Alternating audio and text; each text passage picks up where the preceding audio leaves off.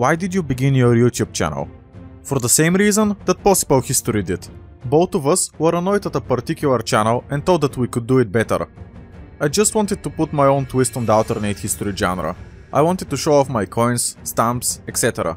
But also to make some unrealistic and wacky scenarios that nobody else has done so far. In the business world, if you see a problem and you have a solution, you have a business idea. This is my business idea and I'm glad to see so much people enjoying what I do. Who is your favorite YouTube channel and why is it Possible History? Oh damn, I forgot to switch to my alt first. When it comes to alternate history, I mostly watch Possible History, but I do enjoy other history channels. You can publicly see which channels I am subscribed to, so you can see if your favorite YouTuber is there.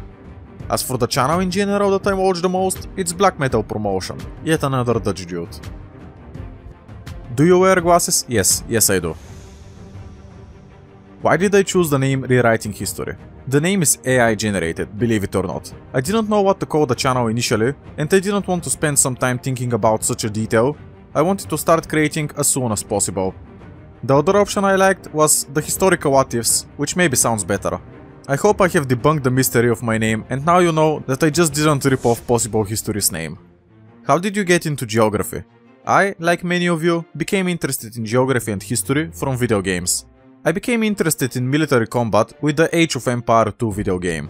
Then in actual history with the game Making History, The Great War. Think of it as like a really old Hearts of Iron.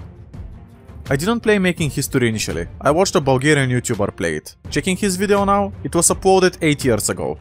This game I bought as I grew older and I got more and more interested in history.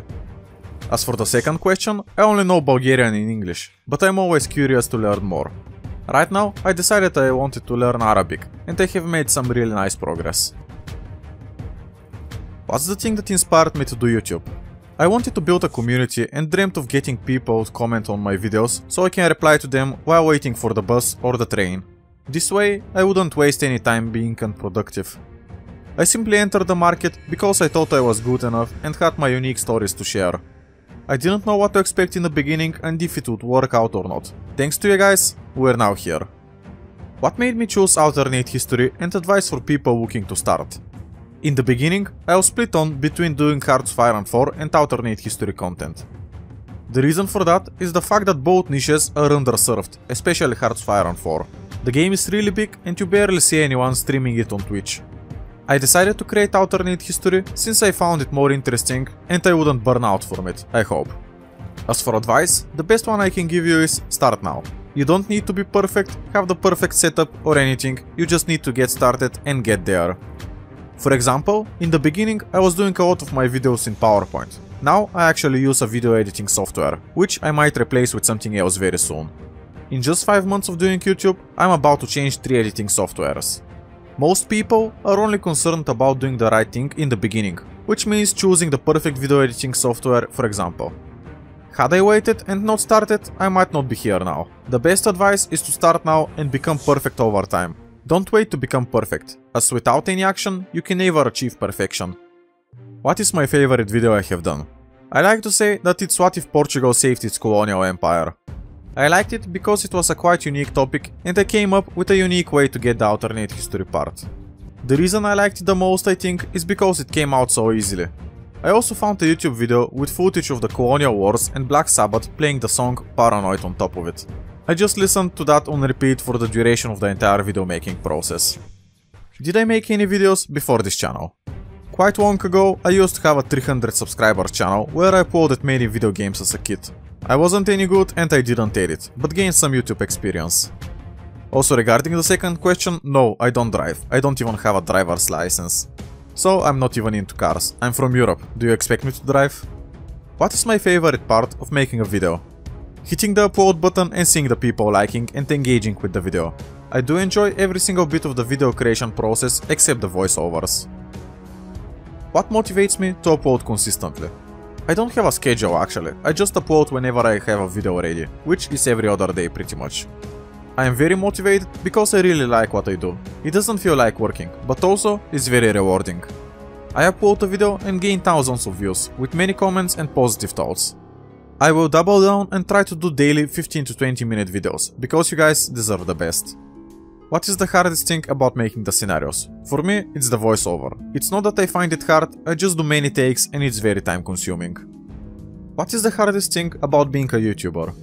I will say something controversial, but it's not hard at all. It's 10 times better and more rewarding than working a regular job. You can burn out doing YouTube or just working, so you might as well just choose YouTube. What's my favorite alternate history scenario by somebody else?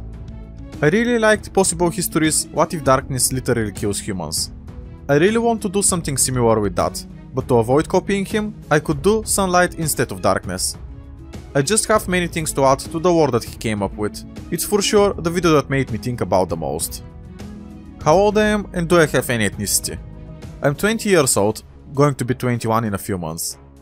As far as I know, I'm 100% Bulgarian, and I'm not aware if I have any other ethnicity. If I do have any, it's probably Romanian. What do I study? I study programming at university. I'm almost halfway finished, but if I make 4 times as much money as I'm doing right now, I will quit university. Used to work as a programmer for 2 years, I have experience, but I don't like working for other people, so I want to continue what I'm already doing. Regarding my daily routine, I wake up whenever I want, usually about 9 AM. I start my day with a quick deathmatch on Counter-Strike servers. Then I check my YouTube analytics and answer many comments. After that, I eat, rest and go to the gym. Then, pretty much all my time is spent on making YouTube videos. This is my typical days. Some days are different. For example, I'll go out and have a dinner with my girlfriend, or we'll watch a movie. Right now, I'm not working anything, and I don't want to have a job, so I'll continue doing YouTube. Do I have any hobbies? Well, again, right now, I don't do anything else but YouTube. I'm seeing hobbies as a distraction from the main goal. I'm treating YouTube as a job. I used to do many things in the past, like code video games or play the guitar. I guess that you could say that going to the gym and traveling to the other countries are hobbies that I have. Do I have any pets? I have this guy, his name is Gary, as the snail from SpongeBob. He's a stray cat, but since I live in a house, he just walked through the door and now he doesn't want to leave. Which countries have I visited and am I planning to visit next? So far, I have been only to Italy and Switzerland. I really want to visit every single country in the world, so I hope that as I grow on YouTube, I can take some footage from every country and use it in my videos. How did me and Possible History get in touch? Possible History reached out to me regarding the Alternate History Guild, as he asked me if I was interested in joining. I accepted and made a video there. In the process, I asked him many questions about YouTube, since I didn't even have 500 subscribers at the time. He answered all my questions and was quite helpful, so I can say that he's genuinely a good guy. Then we just continued chatting and I got the pleasure to participate in some of his live streams and videos. Why did I ask to become the leader of the Alternate History Guild?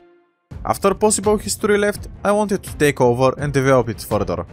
Me and Possible History had similar views and goals already. Unfortunately, the people there were only there for Possible History. After I took over, we didn't get any new videos. How big is my coin collection? I have about 400 unique coins. I have almost all Bulgarian coins ever produced that are realistic to get. I also have coins for many other countries, some dating over 500 years old. I do have a coin investment where I have about 600 more Bulgarian coins, which I just hold on to, for now. When and why did I decide to begin coin collecting? I began a little bit more than a year ago. As to why I began, I just had this urge to collect something scarce. Coins that are hundreds of years old fit that quite perfectly. There won't be any more produced and the quantity will only go down, due to people getting into the hobby and some coins being destroyed due to poor keeping. Collecting old coins also fits history so well, and I managed to learn a lot about history just from collecting coins. On the other hand, the feeling of learning about a certain country in a time period and being able to hold to a coin that was in use at the time, this feeling is priceless to me. What's the best coin I have? Best is always debatable.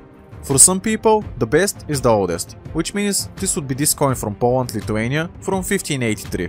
The country also doesn't exist anymore, so this is another reason why people like it. For other people, they like the most expensive coin, which is this Bulgarian coin from 1884 I have.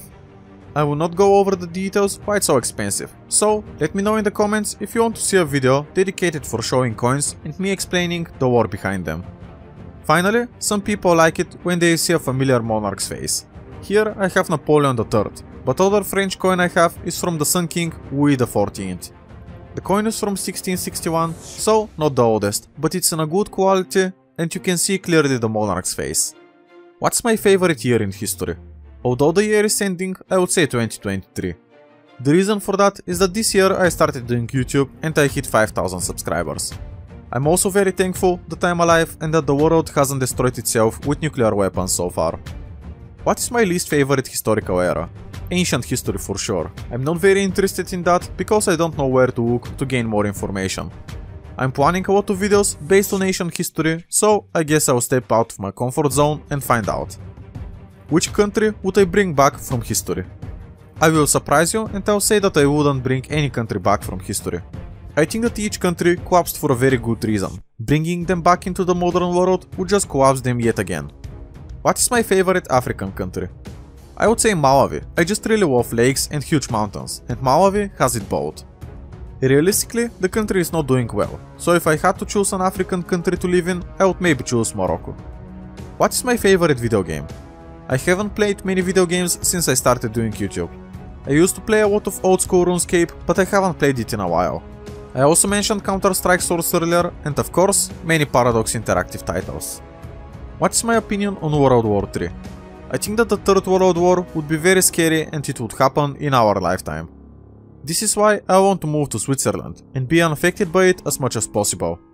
Maybe a billion people would die with no clear winner, all would be losers. I don't support any war.